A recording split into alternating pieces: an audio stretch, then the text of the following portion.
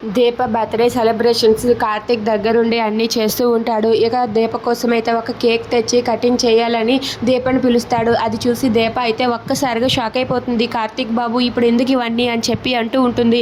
దాంతో అక్కడ ఉన్న కార్తీక్ అయితే లేదు, నీ కోసం నేను ఏదైనా చేస్తాను దీప, నీలాంటి మంచి వాళ్ళ పుట్టినరోజులు ఎన్నో జరుపుకోవాలి అని చెప్పి అంటూ ఉంటాడు. దాంతో అక్కడ ఉన్న శౌర్య కూడా మా అమ్మ చాలా మంచిది, మంచి వాళ్ళకి ఎప్పుడు మంచి జరుగుతుంది అని చెప్పి అంటూ ఉంటుంది. ఇంతలో అక్కడ ఉన్న కార్తీక్ అయితే శౌర్యని చూసి నువ్వు చాలా మంచి మాట చెప్పావు శౌర్య అని చెప్పి అంటూ ఉంటాడు.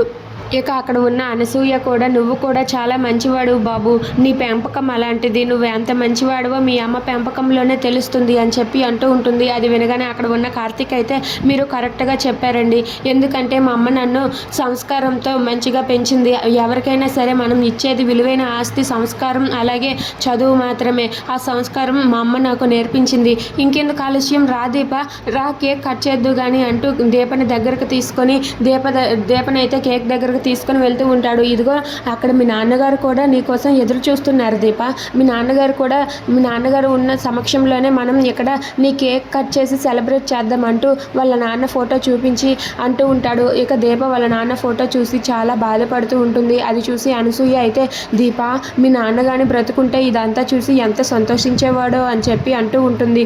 దాంతో అక్కడ ఉన్న దీప అయితే కార్తీక్ చెప్పినట్లుగానే కేక్ కట్ చేస్తూ ఉంటుంది. అలా కేక్ కట్ చేస్తూ తనైతే కార్తీక్ వైపు చూస్తూ ఉంటుంది. ఇక కార్తీక్ అయితే హ్యాపీ బర్త్డే టు యూ అంటూ కేక్ని కట్ చేయిస్తూ ఉంటాడు. అదంతా చూసి శౌర్య, కాంచన, అనసూయ వాళ్ళైతే క్లాప్స్ కొడుతూ వాళ్ళు కూడా హ్యాపీ బర్త్డే టు యూ అంటూ వాళ్ళు కూడా విషెస్ చెప్తూ ఉంటారు. ఇక కార్తీక్ తన కోసం అంత చేయటంతో దీప కార్తీక్ వైపు చూస్తూ ప్రేమగా చూస్తూ ఉంటుంది. అది చూసి కార్తీక్ అయితే హ్యాపీ బర్త్డే అంటూ దీపకు విషెస్ చెప్తూ ఉంటాడు.